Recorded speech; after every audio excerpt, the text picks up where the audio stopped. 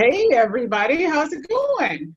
I'm here today. This is Era Jackson, and I am joined by Carrie Reichartz. She is the founder and executive director of Infinitely More Life and Mercy's Light Family in Kenya.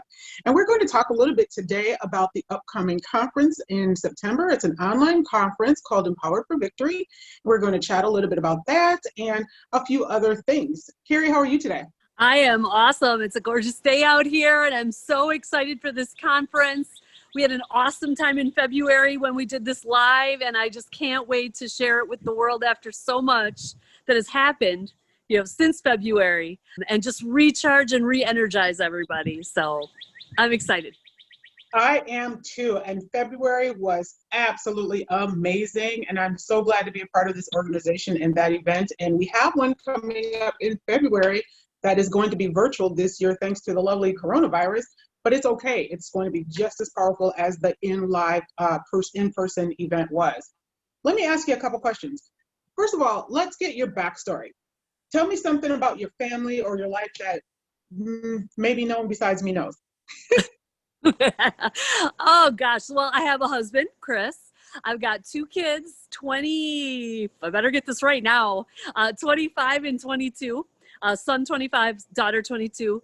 All of them have been to Kenya at least twice, if not more often. Gosh, what else? I guess the biggest thing is probably I've been a gymnastics coach for a lot of my life. So maybe that's something most people don't know about me. That would be true. I bet a lot of people don't know that about you. Not only were you a gymnast, but you were a gymnastics coach coming up. Awesome.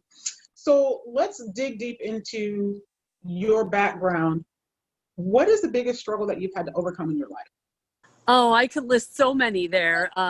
The ministry really kind of was birthed out of my struggles with rape and sexual abuse growing up as a child. And then that led to the Kenya ministries, which then led to the U.S. ministries and the conferences, which have just been amazing.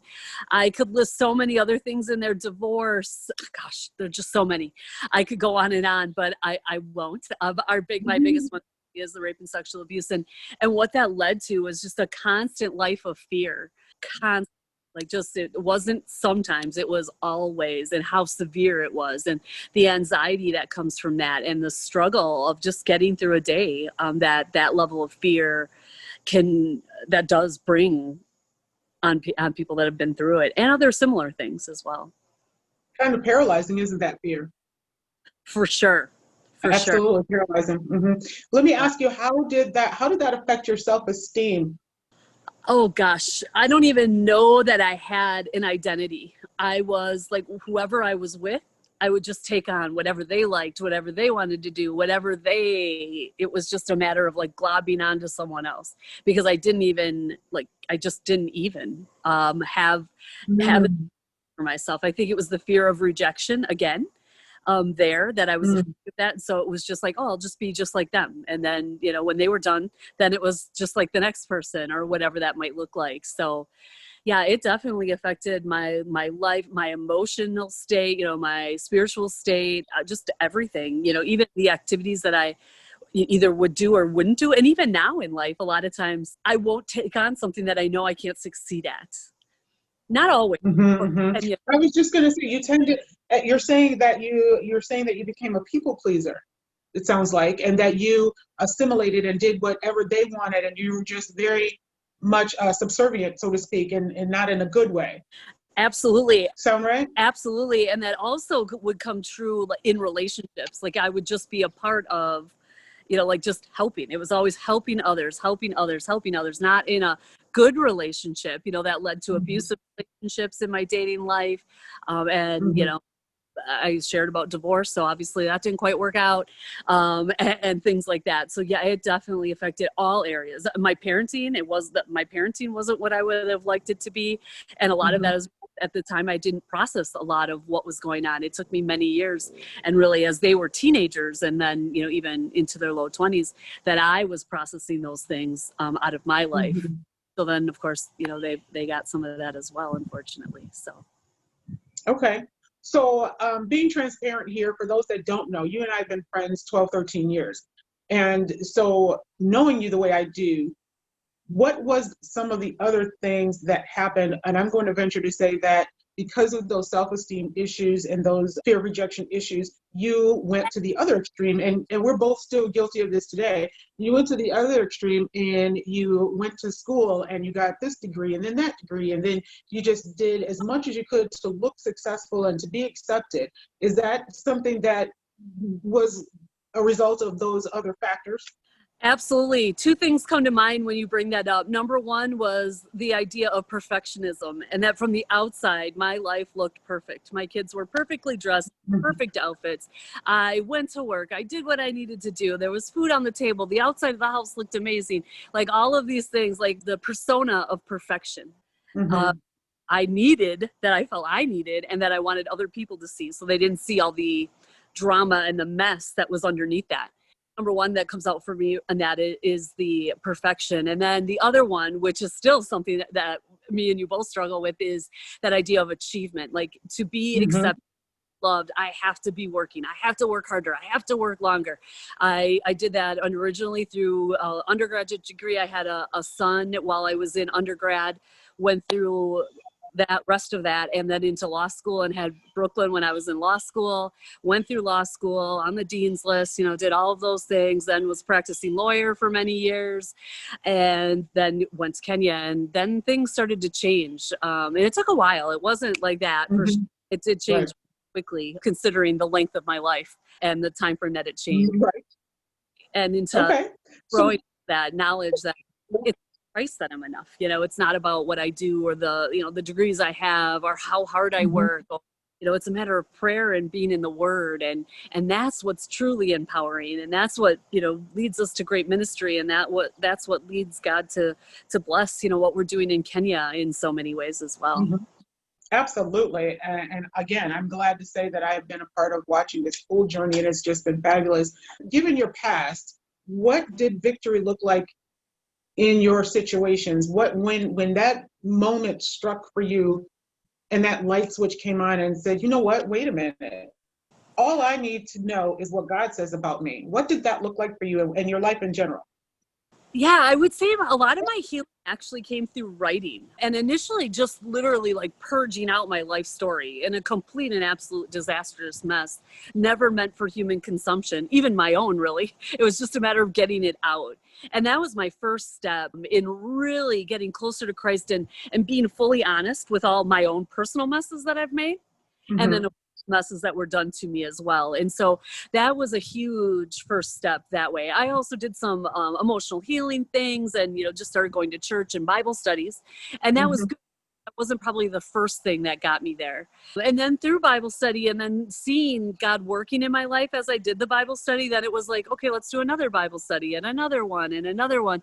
And then through that, and then writing actual books too on the topics, I could just see that it wasn't about me working harder or longer or trying harder or just striving. Like, if I could just then, if I watched the right or I read the right book, or I just did everything right, this facade of perfection or whatever that is.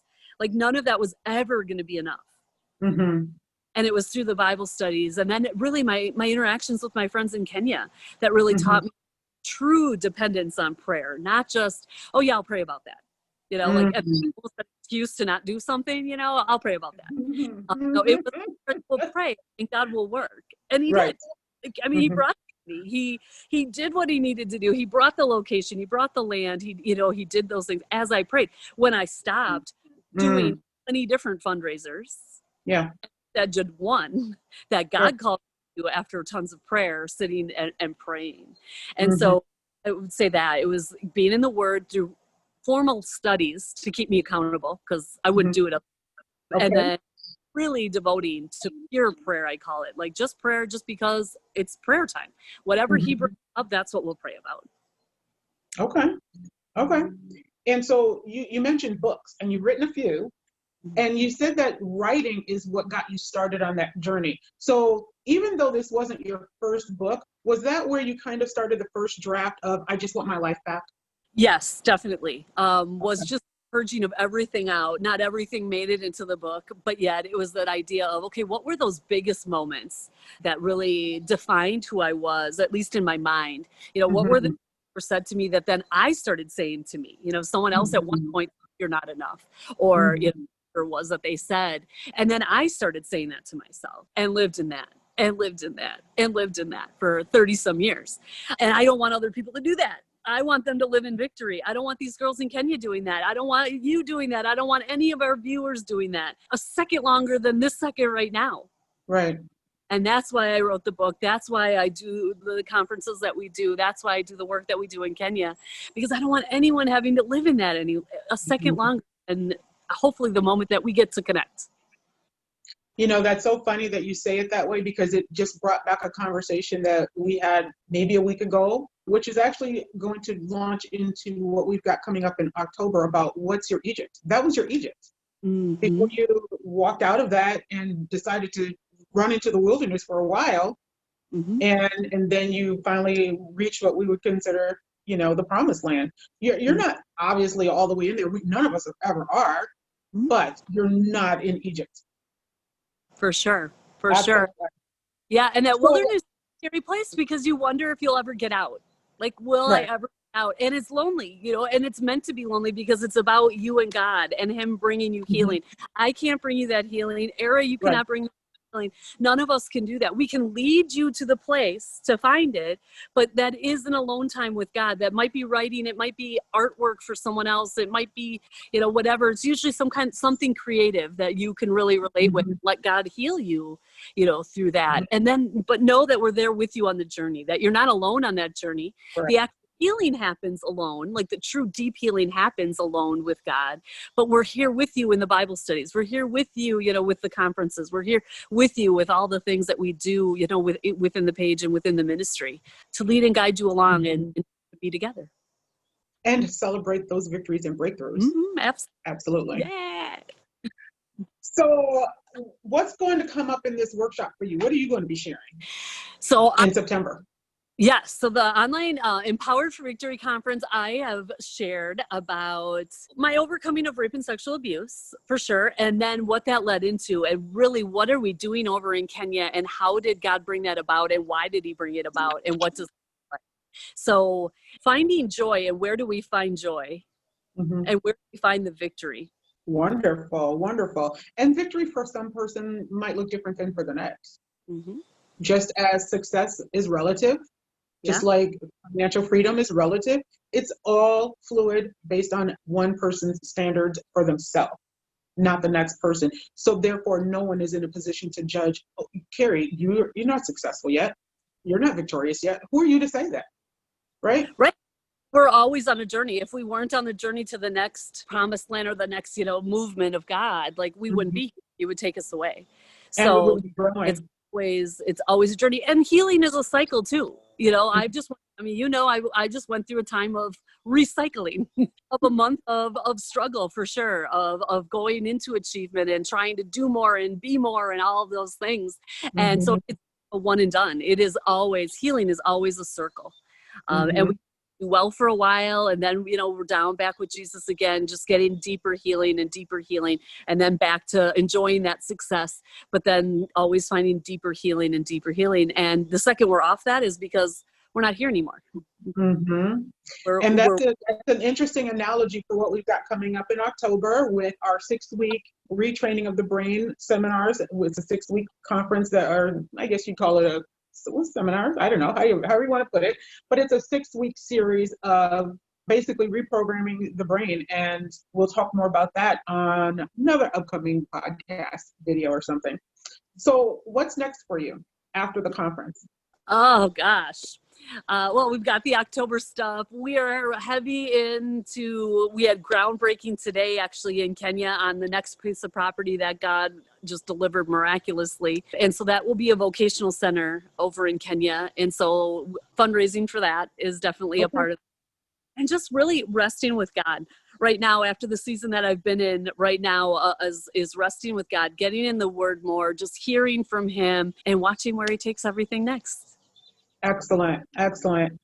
Before we finish up our last couple of questions, we need to remember again, we've got the February conference coming up that we normally do annually in person, but again, we're going to be talking about Freedom Harvest in February 26th and 27th, and it's going to be virtual. Watch for those announcements. In the meantime, definitely go online to infinitelynorelife.org and get your tickets for the upcoming September conference, Empowered for Victory, which is really a continuation of the February conference, Empowered for Victory. Where can people find you? All over, everywhere. Yeah, Infinitely More Life. If you get a message there, either through the website or Facebook, that's probably the best place to grab me. And then from there, I'll get it directly, or it'll get to me one way or another. So that's the best way to grab either Facebook Messenger that way, or through Infinitely More, or contact us through the website, infinitelymorelife.org. Okay. And is that the best place to find links to get your books and materials? I know that the girls in Kenya are making beautiful keychains and things like that. Besides that, I know you've got the Etsy store. Is that someplace where they can purchase all these items? Yeah, there's a link on the Perfect. Infinitely More Life website to the infinitelymorelife.etsy.com, where you can get a bunch of books as well, a bunch of different bags and things, and some that the girls make at the center to teach them how to be self-sufficient and self-supporting when they leave us through their tailoring and their beadwork. So, Okay, excellent. So you're teaching them life skills as well. Now, do you have any goodies in the conference? Do you have any goodies that you're offering to the attendees that are at our paid levels? I Or have you do. thought about it yet? Pull out Who You Are in Christ A to Z. So it's a 26-page, lots of questions on each page. And A is, acceptance. And then all the way to Z, which is zealous. So, and everything. They're great daily devotionals, or they're great even as a Bible study. It's a thick packet of really just remembering who we are in Christ. And I think right now, given all that we've been through this year, all of us have been through this year in whatever ways, we really need that now more than ever. So that's one of the awesome giveaways. That's my awesome giveaway. So Excellent, excellent.